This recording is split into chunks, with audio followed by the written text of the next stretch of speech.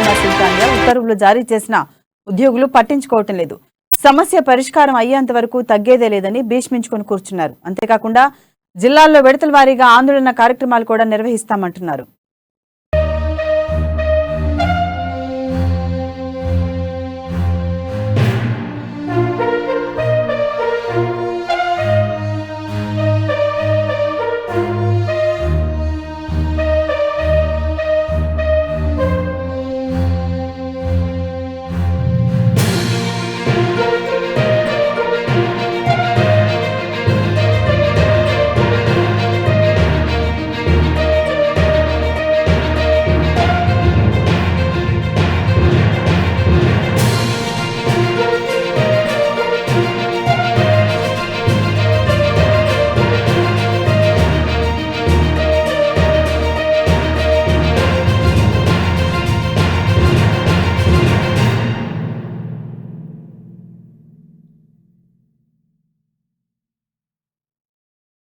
Junior panchayat కార్మికుల సమ్మె కొనసాగుతోంది.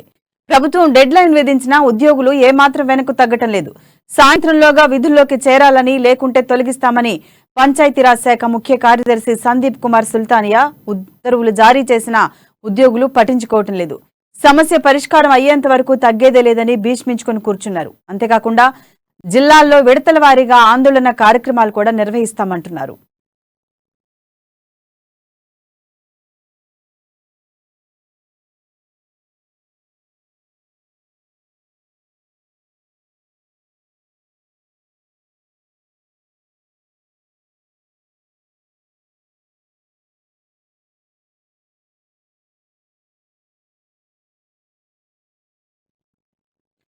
ప్రభుత్వం అల్టిమేటం జారీ చేయడంతో పలువురు మాత్రం పునరాలోచనలో పడ్డారు.